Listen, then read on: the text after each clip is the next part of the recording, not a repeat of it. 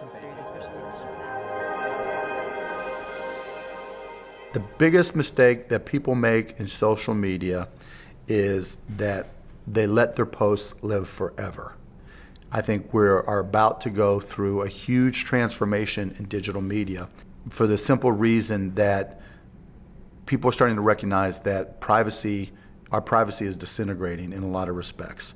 And I don't think that's necessarily horrible, but we've gone from a scenario where we were a little bit concerned about cookies and how different online sites would track us to not really realizing in social media that every person you follow on Twitter, Pinterest, Tumblr, Facebook, whatever it may be, every person you retweet, repin, repost, renote, regram on social media defines who you are.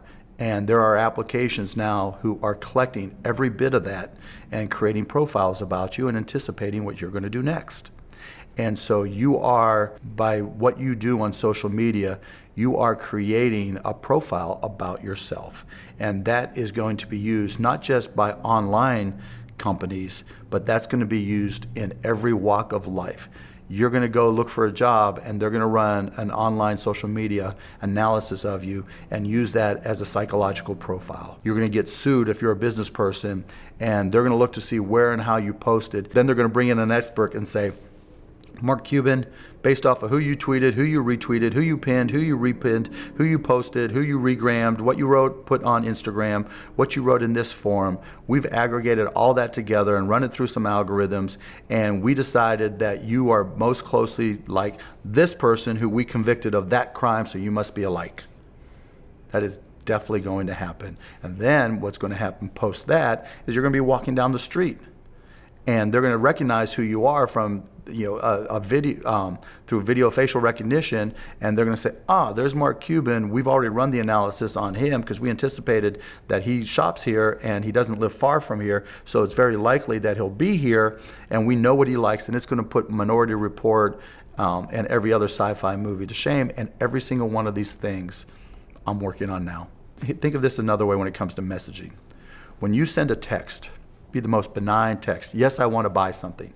When you send it, the minute you hit send, you lose ownership of that text. Whoever you send it to now owns that text.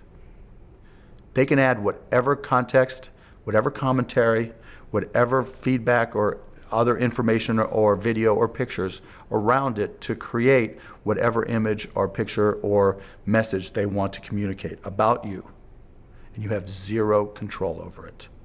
So while we've educated kids about the risks of posting pictures, hey, you might not get into that school, or you might not get that job because of that picture of you holding up, a beer can, we haven't educated them or anybody about what happens to texts.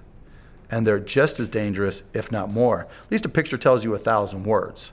With the text, the other 995 can be created by anybody to create whatever picture they want to create. You need to be going back and deleting all your tweets after a certain period of time, deleting all your retweets after a certain period of time, unfollowing people that you think could send the wrong message, even though you don't know what that message could be construed as in the future. It's scary, and I'm coming to get you.